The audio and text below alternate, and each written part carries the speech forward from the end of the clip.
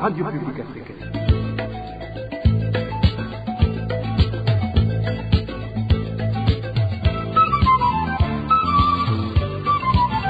Radio Publique Africaine.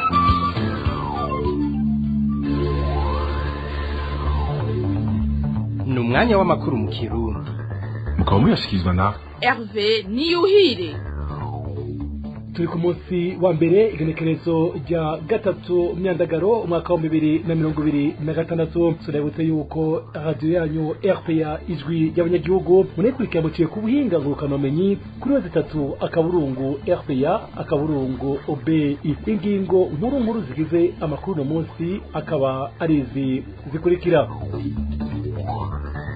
Isoko nkuru ya Bujumbura iherutse kwemezwa n'umukuru w'igihugu Evariste Ndayishimiye kwitahiye ku mpanuka ahubwo yaturiwe. Inyuma y'imyaka 13 irenga abarabutswa igihugu bose bemeza ko isoko yahiye kubera impanuka. Ku makuru muraza kuvyumva.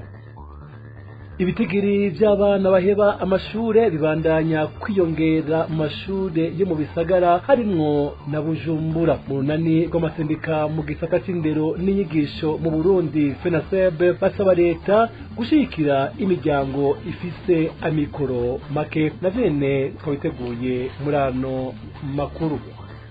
Ubukene bw'uburyo mu gikorwa cyo guhimiriza kwikingira ikiza ca sida buribonekeza mu ikambi ya Nakivari mu gihugu ca Uganda. Bamwe mu mpunzi z'abarundi baba muri iyo kambi zikavuga ko zimwe mu ngaruka akaba ari uko iyo ngwara ishobora kurandagata cane. Ana yandi ni mukaye sase baramutse nongenda bayikaze muri ano makuru. Ndasubiye kubaramutsa ano makuru tuyahere mu yavugwa mu gisata kijanye n'agateka ka zina muntu. Umushikiriza manza wa Republika wa Mugere ariko akora uko ashoboye kugira David Ninganza aronke ivyaha amwagiriza. Ibi akaba ariko abikora inyuma yaho kuri uyu wa gatandatu muri Bujumbura Rirare umugambi wo kunyuruza David Ninganza icegera c'urongoye hamwe riharanira agateka k'abana ugwiriye mu mazi. Ni nkuru twateguriwe na Clovis Niyonzima. Kunagize mwiriwe nuko tuzigenza wacu muri parke ya Republika ya Mugere turafise dosiye turiko dukora. Umushikiriza manza kurikirana ndayihanze amaso Onesphore Nisabwe Aline Ninganza David avuga ko ngo akorera Sojepaye, hariho Ange Chanel, hariho n'abandi. Abo rero bakurikiranwa ku vyaha byo kunyuruza abana. Uyu numushikiriza manza wa Republika wa Mugere yisigura kuba mutwara inyuma yaho kuri uyu wa gatandatu umugambi wo kunyuruza David Ninganza muri Bujumbura Rirare wari wateguwe n'uwo mushikiriza manza wa Republika wa Mugere kare kuri ubu Vincent hamwe n'icareho ciwe kizwi ku izina rya Desire ubatereye ku amazi nk'uko amasoko yacu abishikiriza. Ubu umushikiriza manza wa Republika wa Mugere kari kuri ubu Vincent ariko akora uko ashoboye ngo yikingire. Muri ubu butumwa yarungikiye umushikiriza manza Kizigenza tukisha amasoko yacu yisigura ku vyabaye yavuze ko David Ninganza asaza kurikiranwa na parike ya Mugere arongoye ku vyaha byo gushaka kuburizamwo ishirwa mu ngiro y'ingingo ya sentare no kunyuruza abana. Rero bari bagize akagwi k'agatriyo hariho Onesphore Nisabwe Aline na David Ninganza wo muri Sojepaye bavugana ukuntu aba bana bazobima sentare hakaba resistance iruhande yuko haba resistance bishitse execution igakunda ko bazoca bafata abana bace babanyigiza. Nkuko amasoko yacu abandanya bitwiganira ngo nibara ibiriko biraba kuko David Ninganza imbere yuko ahakwa kunyuruzwa atigeze akurikiranwa muri urwo rubanza na rimwe, ahubwo yariko akorana n'umushikiriza manza wa Republika mu gikorwa cyo kurondera ahabo bana bari. Iki cyaha bariko bamushirako nkuko amasoko yacu abandanya bivuga kije nyuma yaho David ahakiwe kunyuruzwa Imana igakinga. Ikindi amasoko yacu yibaza n'ukuntu umwe mu bakurikiranwa ari we umushikiriza manza wa Republika yo kwizera akarungika ibururi avuye i Bujumbura ndetse n'imodoka yiwe ngo baje kuzana abo bana. Mu ruganda rwa RPA twahamagaye kari kuri ubu Vincent umushikiriza manza wa Republika wa Mugere kugira ngo tumubaze niba David Ninganza yoba yamenyeshejwe ko akurikiranwa muri urwo rubanza, ko yoba yarigeze amutuma ko ngo abazwe canke n'ingene ari we yari yizeye agatuma tumwidondoye tukanamubwira ico tumuronderera. Yaciye aducira ku murongo wa telefone, twanamwandikiye ubutumwa bugufi ku muhora wa WhatsApp,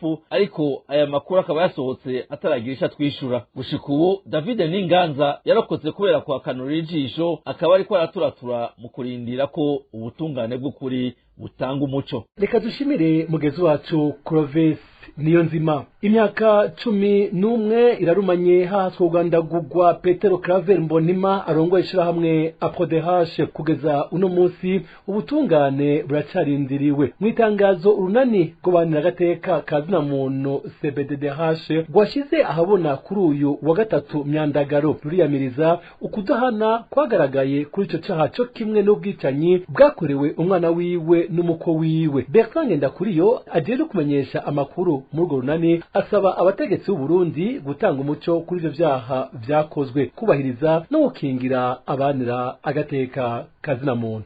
Nyuma y'iyo myaka rero yose hari ikibazo kitararonka inyishu kijanye n'ubutungane.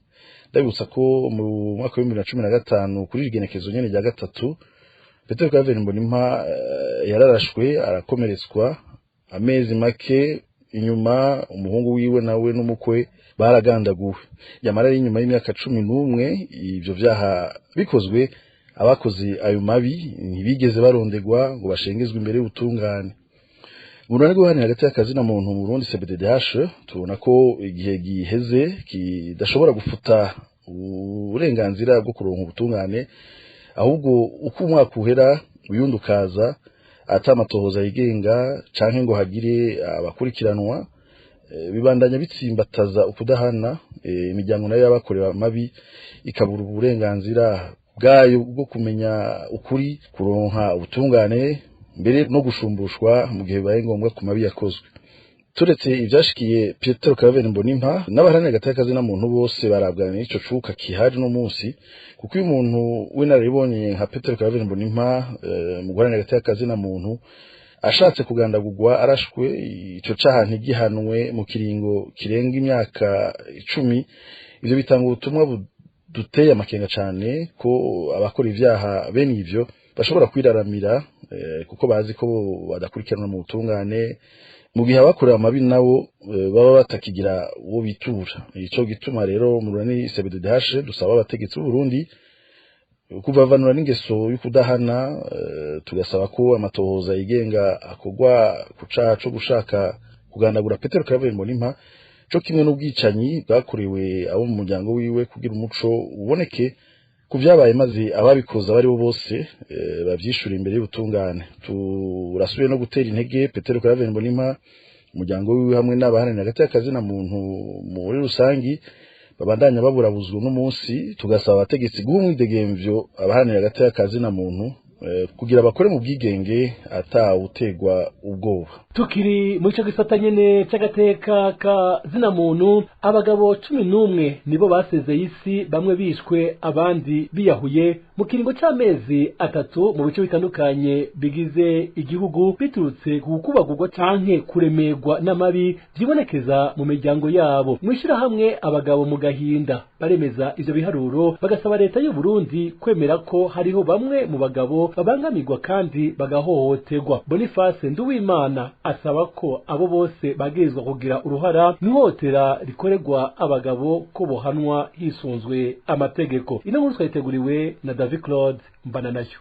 Komine Tangara iri mu ntara ya Butanyerera niza kwisonga aho abagabo 3 aribo bishwe, harimwo umwe yiyahuye muri ico kiringo c'amezi 3 nkuko vyemezwa n'ishirahamwe abagabo mu gahinda. Mu yandi makomine atandukanye agize intara z'u Burundi naho nyene haribonekeje abagabo bagiye bariyahura canke bishwe ku rugero rutandukanye kubera amabi bagiye barakorerwa n'abo bubakanye. Ishirahamwe abagabo mu gahinda rishikiriza kandi ko muri iyo ntara ya Butanyerera uheruka kwiha umugozi ari umugabo yubatse asanzwe ku mutumba wa Gakeceri muri zone Buhiga komine Ngozi, yihaye umugozi buca ari kuri uyu wa Mungu. Abo bagabo biyahuye canke bishwe na mu miryango yabo harimo n'abana ku mohe ya banyina, ngo ni ingaruka z'uko abagabo benshi batubahuka kuvuga ko baturubika canke bahohoterwa mu miryango. Iyindi ngorane ikomeye ngo nuko hari indongozi zitemera ko abagabo baja mu gahinda, bigatuma n'umugabo yoseruye akababaro kiwe atinya agafana isoni n'ubwoba bwo kwitabariza. Boniface Nduwimana arongoye ishirahamwe abagabo mu gahinda aranegura ko n'abafatwa bagirizwa gukora ayo mabi baca barekugwa. Ibice 80% byabo barafatwa bashikirizwa inyamiramabi, muri abo ibice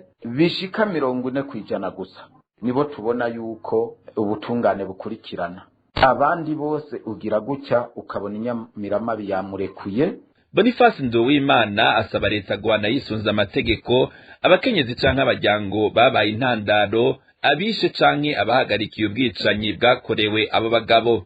Turasaba kandi leta ko mu byo itegekanya, kubera ko ibijanye n'amategeko bikirimwe agatosi, hotegekanywa ihinyanyurwa ry'amategeko yose afatiye ku bijanye n'amabi, maze muri iryo hinyanyurwa nishira hamwe abagabo mu gahinda ryo ryayabonye rikayashira habona rigatabaza, ryategerezwa kuba muri iryo hinyanyurwa kugira ngo byerekane aho bitameze neza, aho amategeko arenganya abagabo, aho amategeko abakandamiza, kugira ngo ibyo byose bifatigwe ko mu guhinyanyura ayo mategeko. Iruhande y'abo bagabo 11 basezeye isi, hariho n'abandi 6 bakomeretse muri ico kiringo c'amezi 3. Ishanga abagabo mu gahinda risaba abagabo bakorerwa mabi nabo bakanye guhaguruka bakemanga kandi bagashira habona ihohoterwa bakorerwa. Arakoze na David Claude Mbananayo. Twananize ano makuru mu yavugwa mu gisata kijanye n'intwaro ibereye, yanagiye mu ntango zano makuru. Umukuru w'igihugu Ndayishimiye Evariste aherutse kwemeza ko isoko nkuru ya Bujumbura itahiye kumanuka, ahubwo yaturiwe. Hari mu kiganiro yahaye mu ndwi iheze iradio BBC gahuza miryango, mu gihe hari yaheze imyaka irenga 13 abaramutswa igihugu bemeza ko iyo soko yahiye kubera impanuka. Perezida Ndayishimiye yatomoye ko yaturiwe n'abama bifuriza inabi igihugu. Eloge Divin Lemesha. Inyuma y'imyaka irenga 13 isoko nkuru ya Bujumbura ihiye igatokombera, bwabaye ubwa mbere umutegetsi wo ku rwego rwo hejuru yemeza ko isoko nkuru ya Bujumbura yaturiwe mu gusha atari isanganya. President Ndayishimiye aramuswa Uburundi aherutse kubwira iradio BBC ko iyo soko yaturiwe nabo yise abagizi ba nabi bahigira Uburundi. Ivyo yavuze ko byavuye mu matohoza yakozwe.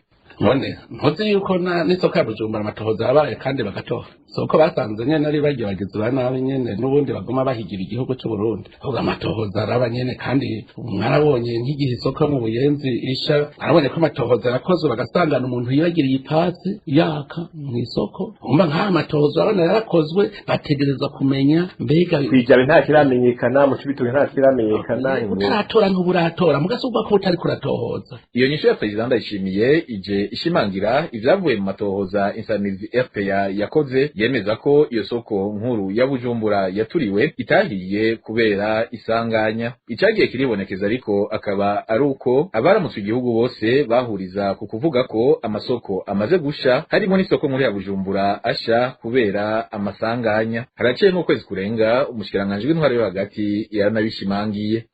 Ubu nta kintu kiratwereka yuko hoba hari ubugizi bwa nabi bwakozwe muri bijya bintu byashikiye amasoko.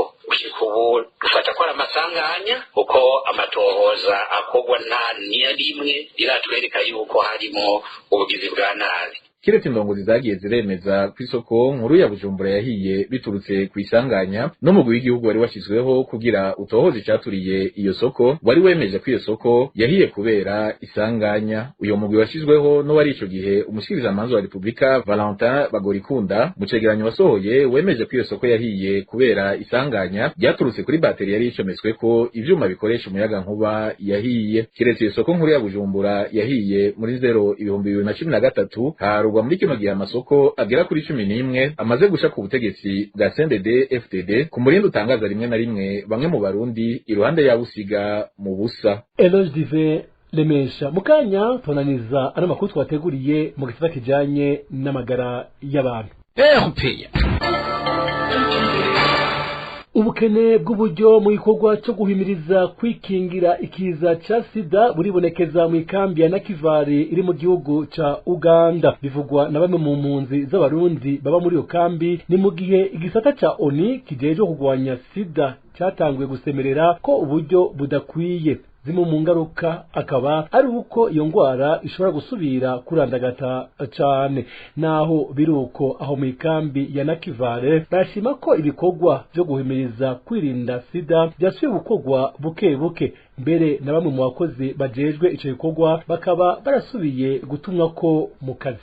Abavyeyi kwigisha barigisha kandi cyane bigisha cyane cyane ko ndavuga cyane abavyeyi bigisha muri ayo manama aba rimwe mu kwezi, kenshi baba bahakanye kuvuga MTI ifise ijambo. None si MTI gusa, ni amaorganisation yose akorera ngaha Nakivale bivanye n'igisata bakoreramo. Rero ni ngaho bibutsa abantu ibijanye n'umugara wa sida, barawibutsa marigere kwigisha ko bigisha, bari bamaze igihe bakigisha. Kubera iki bari bamaze igihe bakigisha?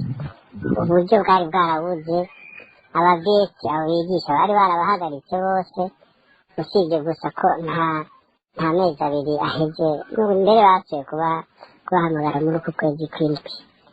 Rero niyo nimvo kubera uburyo bwari buhari, uburyo bwarabuze ku buryo iyi organisation isanzwe ijejwe amagara y'abantu iyo nababwiye MTI n'abakozi yarirukanye abakozi baganga iki byo tumva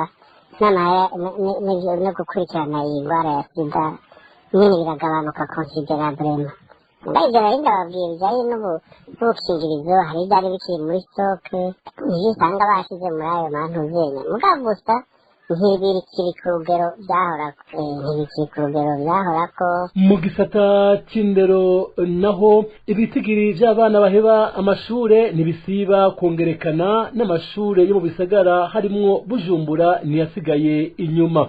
Ivyo bishikirizwa na Manuma Antoine arongoye urunani rw'amasendika yo mu gisata c'indero n'inyigisho mu Burundi FENASEB mu mfunyafunyo y'igifaransa, akabishikiriza inyuma y'uko ibitigiri vy'abana benshi bariko baraheba amashure muri kino gihe. Tutega amatwi Manuma Antoine arongoye urunani rw'amasendika mu gisata c'indero n'inyigisho mu Burundi FENASEB. Ibitigiri vy'abana baheba amashure ntibisiba kongerekana, n'amashure yo mu bisagara harimwo Bujumbura ntiyasigaye inyuma, kuko amwe muri yo yakira abana bava mu turere tuvyegereye canke mu mpera z'ibisagara aho abanyagihugu bafise amikoro make. Umwaka w'ishure urangiye wa 2025 ushira wa 2026 kuri lycée municipale Buterere mu gice c'ishure shingiro haheze abana 132 ku banyeshure 1057 bari bakiriwe mu ntango z'umwaka, hakaba harimo abigeme 74. Mu gice nyuma y'ishure shingiro abana bahevye bangana 22 ku banyeshure 352 bari bakiriwe mu ntango z'umwaka, hakaba harimo abigeme 10. Muri uyu mwaka nyene kuri lycée municipale bumwe mu gice c'ishure shingiro hahevye abanyeshure 45 ku 309 bari batanguranye n'umwaka, abigeme bakaba bangana 16. Mu gice c'inyuma y'ishure shingiro hahevye abana 17 ku 259 bari batanguranye n'umwaka, hakaba harimwo abigeme 11. Ivo nyamukuru ni ubukene mu miryango butuma abana bata amashure bakaja kwisumamwo, mbere bagakora n'ubuzi budafashe canke ubarengeye. Mbere urasanga n'abana bayerera mu gisagara ca Bujumbura no mu bindi bisagara, haba ku murango canke mw'ijoro basegerereza, n'abana babigeme bakiri bato ntibasigara inyuma.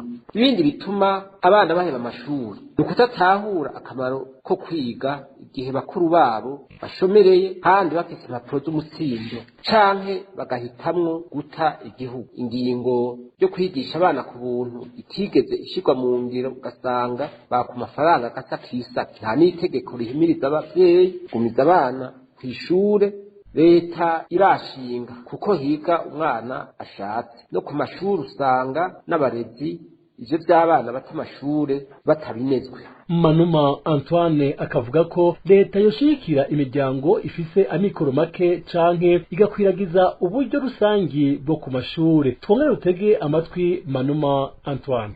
Kugire ibitigiri vy'abana bata amashure bigabanuke hokugwa ibi bikurikira: leta yoshiraho imigambi yo gushigikira imiryango ifite amikoro make canke igakwiragiza taburiro rusangi bwo ku mashure, cyane cyane ku mashure yakira abana bava mu miryango ikenye. Leta yoshinga itegeko rihimiriza abavyeyi kugumiza abana kw'ishure canke batavyubahirije bagahanwa. Leta yoshiraho itegeko bitomora ingene hahanwa abakoresha abana batarakwiza imyaka isabwa, abadandaza abana n'abashurashuza bigeme kiri mu mashure bohanwa bimwe biboneka. Mu vyo amakomite shingwashure ajejwe bojamwo ivyo gukinga guta amashure ku bana. Mu gusozera ari makuru twabateguriye turabire hamwe mu gisata kijanye n'inkino. Umugwi wa Aigle Noir na Panthère Noire nibo batsinze inkino zazigenewe umunsi wa Aigle Noir, aho iyo migwi yahembwe imiliyoni 7,500. Muri basketball naho mu nkino za playoff Urunani rufise intsinzi 3-2 za Dinamo. Ni nkuru dushikirizwa na Desire Hatungimana. Ugo rukino rugira gatanu abakinyi b'Urunani bagwinjiyemo neza cyane basubya Dinamo. Agace ka mbere bakigwana ku manota 23-17, agace ka kabiri iyo migwi yaranganije amanota 18 ku yandi. Iri cya mbere cy'urukino kirangira Urunani rufise amanota 41-35 ya Dinamo. Iyo migwi ivuye kuruhuka, Dinamo yaje yari amavubi irarusha Urunani mu gace ka gatatu ku manota 16-11. Abakunzi bo mugwi batangura kugira ubwoba ko bagomba batakaza urukino rugira kabiri nkuko vyari vyagenze kuri uno wa gatandatu, kuko Urunani rwarusha Dinamo inota rimwe rudende inyuma y'agace ka gatatu. Agace ka kane rero kagiye gutangura, abakunzi b'Urunani bafise ubwoba bwinshi, ariko Jules Lipia yarabwamaze. Ako gace katahukanywe n'Urunani ku manota 17-11. Abakinyi n'abakunzi b'Urunani bishimiye intsinzi bari bagiye kuronka ku manota 69-62. Jules Lipia Ozele niwe mukinyi yinjije amanota menshi, aho yagajeje kuri 26. Iyo ntsinzi irahambaye cyane kuko mu nkino zibiri zisigaje Urunani rusabwa gutsinda rumwe kugira rutware igikombe, mu gihe Dinamo irayukana igikombe cy'uno mwaka itereza gutsinda inkino zibiri zisigaye. Muri basketball birashoboka cyane vyama vyabaye, ariko abakurikirana hafi basketball y'u Burundi babona ko umugwi w'Urunani ufise ubushobozi bwo kubona intsinzi imwe isigaye. Kuri no Imana mu mupira w'amaguru niho haba umunsi wahariwe umugwi wa Aigle Noir w'imakamba. Hari hatunganijwe inkino zibiri, aho mu rukino rwa mbere Panthère Noire izokina uno mwaka mu ciciro ca mbere yatsinze Musongati igitego igitsindo kimwe ku busa. Nayo mu rukino abanyamakamba bari barindiriye cyane rwahuje Aigle Noir na Vision, umugwi w'abakinyi Yusuf Ndayishimiye na Menyimana Bonfils Caleb bahora bakinira umugwi wa Aigle Noir, ubu bakaba bashinze umugwi wabo. Igice ca mbere ku kibuga Nkurunziza Peace Park Complex Makamba kara gacerere ntangere mu gice ca mbere c'urukino, kuko Aigle Noir yari yamaze gutsindwa igitsindo kimwe. Mu gice ca kabiri Mohamed Kone yamuka muri Mali niwe yagarukanya kamwemwe mu bakunzi ba Aigle Noir mu gutsinda igitsindo ku munota 32, yongera atsinda n'ikindi cabaye intsinzi uwo mugwi ku munota 82. Urukino rurangira ku bitsindo bibiri vya Aigle Noir kuri kimwe ca Vision. Arakoze Desire Hatungimana. Nino ngaha amakuru twateguriye yo kuri uyu wa mbere aciye agarukira. Nakoze mwebwe mwese mwateze abiri ano makuru, bakoze na bagenzanje umwe wese kucyo yafashije. Hari umwe w'ivyuma nabo nyene ndabakengurukiye. Hervé Nuhire meje bashikiriza n'amakuru nkaba ndabasezeye.